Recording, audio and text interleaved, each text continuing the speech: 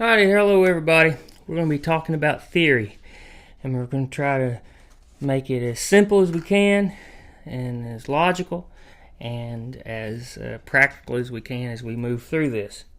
And so I just want to start out by introducing this concept, and we're just going to start from the very beginning. So there's something that you're probably familiar with, which is the alphabet. This is our English alphabet, and then numbers. And the alphabet has a certain order: A, B, C, D, E, F, G, H, I, J, K, L, M, N, O, P, and keeps going until you get to Z, and then numbers keep going as well. And you can ask questions like, so what number letter is B? And you'd know it would be the second letter. C is the third letter. D's the fourth, E's the fifth, F's the sixth, G's the seventh, and it keeps on going. Well, music theory is, if you boil it down to its essence, is that. And so, but we have to learn a different alphabet. And that alphabet is special in a couple ways. One, it doesn't keep going past G. It just starts all over at A. D, E, F, G, A, and keeps going. Okay? So G in the musical alphabet equals Z in our writing alphabet. The other problem, or not really problem, but the other thing you have to think about is that there are these spaces in between the letters, and they're filled up with sharps and flats.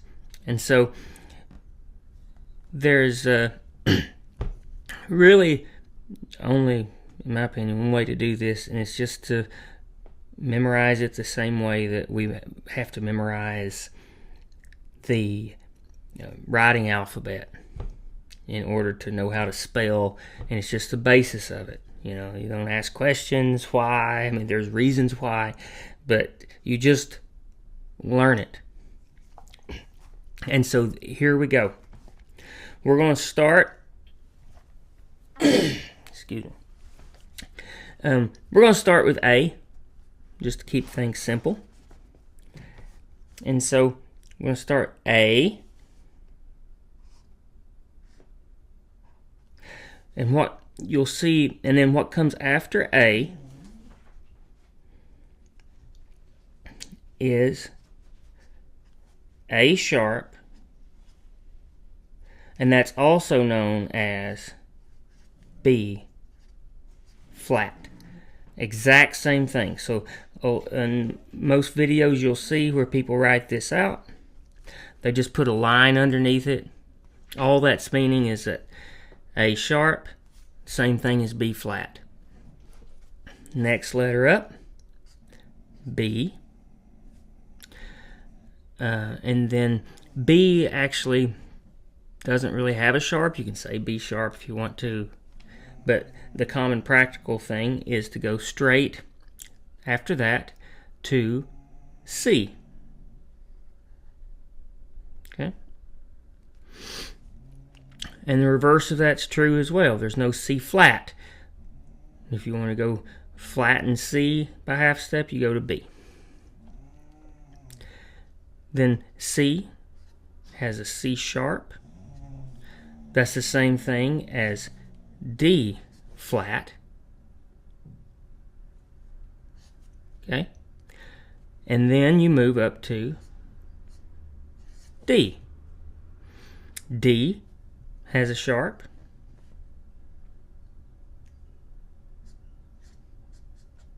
D sharp.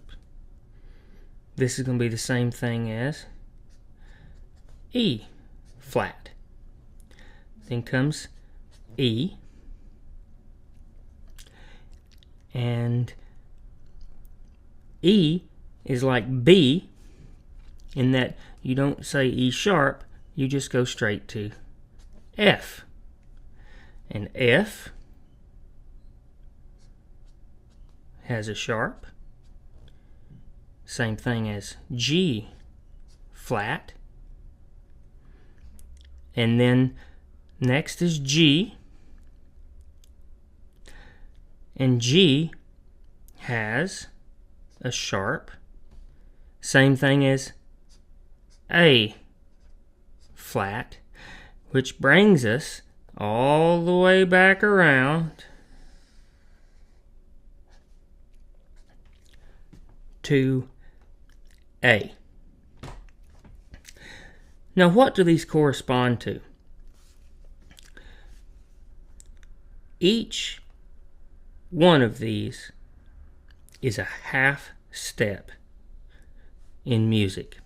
So when we go from here to here, it's a half step.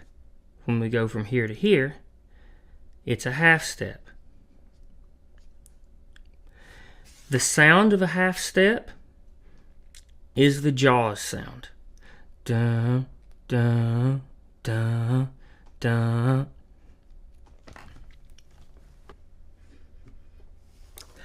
And practically speaking, it's about as close as you can put your fingers together on this instrument.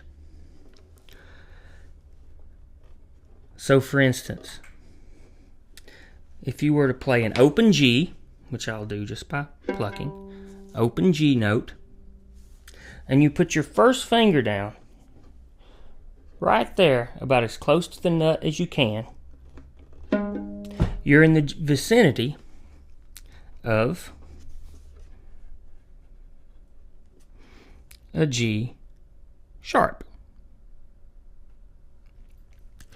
Since we started at A, let's use A as an example as well. And so we're going to start here at A. That's this open A note here. Doot, doot, doot. Now, when you put your first finger down, like that, right against the nut, that is A sharp or B flat. Now let's see, we put our next finger down right as close as we can to the next one. Now you're in the vicinity of B. If we put our third one down,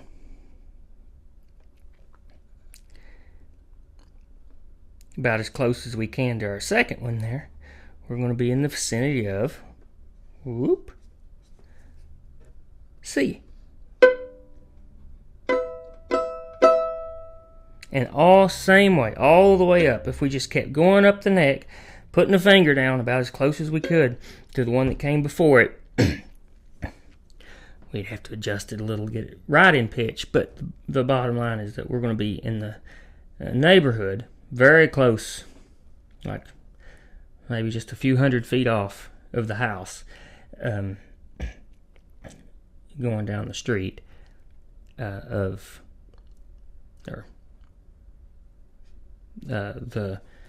next note up. And so that's what it looks like on a fiddle. Really, it's basically practically as close as you can play. As close as you can put your fingers. On a guitar, it will be each fret, if you're familiar with guitars. Okay. And here's a mandolin, and that helps get the point across again because it has these frets, these metal pieces that go across, and each one of these is a half step. So when you play an open A, I don't know how good tune this is going to be. A, not bad. Then put down your first finger just before the first fret, That's a B flat. Next one up, B, C, C sharp, D, D sharp, E,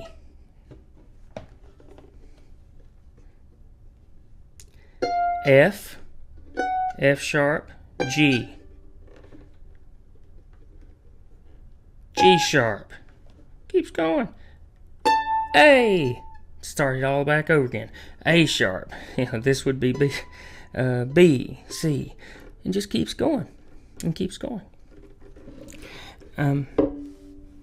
On piano keys, if you're familiar with pianos, the very next key up is a half step. So if the next key up would be a white key, if you play, or a black key, you have but if you play the very next note up, that's a half step movement. Okay? Now the other thing that's important is, what's a whole step? Well, the whole step is just two halves make a whole. So a whole step is you just go, you skip that half step note and you jump up to the next one. And so A to B would be a whole step. Okay? So in practice, that would look like this on the mandolin. So open A to here. I'm skipping this one. This is the B flat I'm skipping. Open A to B. Okay? But I can take a whole step from any of these notes. All I have to do is skip the one in front. For instance, let's say I wanted to do a whole step up from, how about this one? E flat. Here. Okay? D sharp, E flat. They're the same note.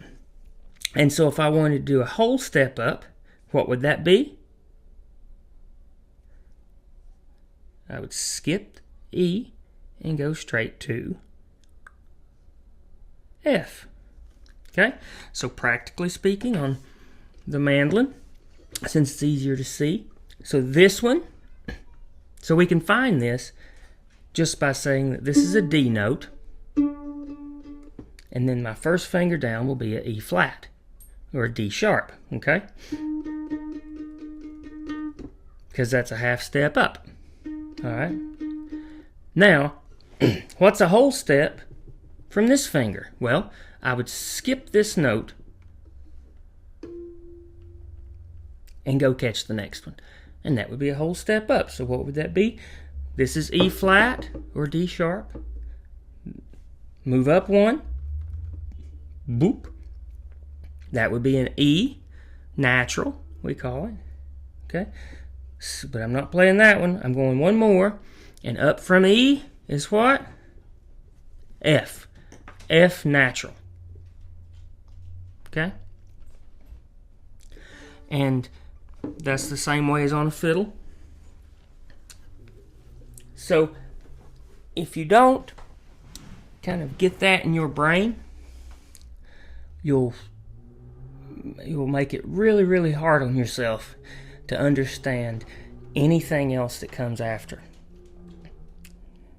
You know, it's not, you know, we don't want to overcomplicate things or make anybody think they have to, have homework or something, but memorizing this pattern is really the most important thing you can do to start thinking about theory.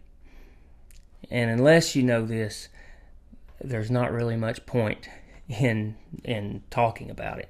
And it'll be a lot easier just to go ahead and learn completely by ear or something like that. But this will have huge benefits, and you'll be really, really glad you spent some time to internalize this. And we can simplify it too, right? Because most all of them have sharps or flats. And so all you really have to remember is that B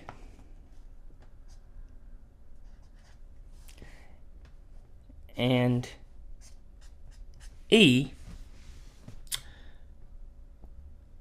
do not. Okay? You just have to remember that there's nothing in between B and C, so BC and EF.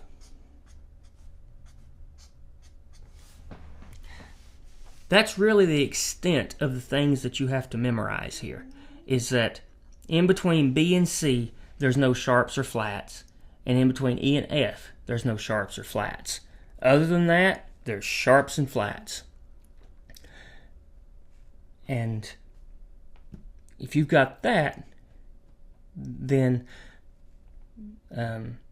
hopefully the rest of just knowing that all the other letters and it just goes up to G, you've got the whole, kit and caboodle.